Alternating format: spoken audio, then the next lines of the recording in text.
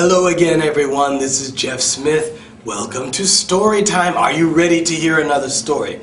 I have another one for you that is full of action and drama. I hope you enjoy it. This is the story of William Tell. Are you ready? Listen carefully. Relax. The story of William Tell takes place in Switzerland. I think all of you know Switzerland for skiing and Toblerone chocolate. But a long time ago, Switzerland was not a free country. They didn't have the freedom that they have now. And I'm going to tell you the story as to how they got their freedom and how they were before. A long time ago in Switzerland, the whole country was ruled by a tyrant named Gessler. And he was a very, very strict and cruel tyrant indeed. He made the people's lot a very bitter one. They were very unhappy with Gessler. They had an extremely hard life because of this tyrant, this leader of the land. He was very strict.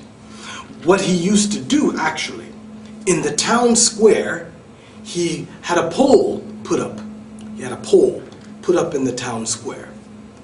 And he put his hat on the top of the pole.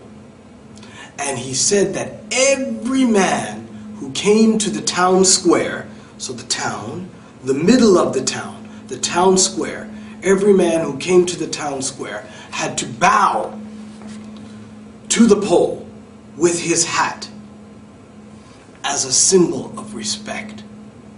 So in the town square, Gessler leaving his hat, that was to show respect to Gessler himself.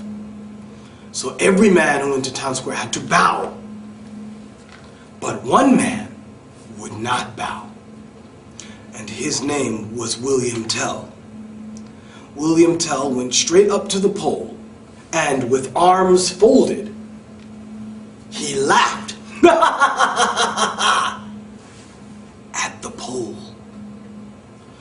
Now, when Gessler heard this, he was very angry about this.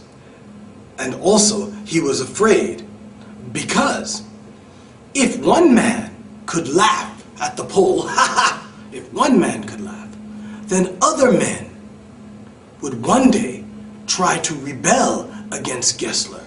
They would go against Gessler. And he could not have that. So he thought of a cruel plan to bring William Tell's own skill to grief. You see, William Tell was a very famous hunter who lived in the mountains, and no man could match him with a bow and arrow. So, arrow and bow. William Tell was the best in the land. No man could best him. So Gessler thought how to use William Tell's skill to bring him grief, sadness. So Gessler ordered his men to take William Tell's boy and bring him to the town square. They tied up the boy and they put an apple on his head. Apple.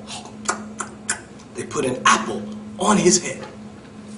Then Gessler called William Tell to the town square, and he told him, I bade you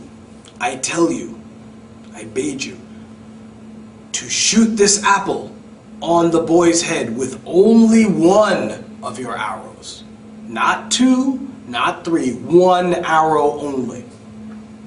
So William Tell was very upset because this was his son. So he begged Gessler not to make him do this. Please, would you make me kill my own son?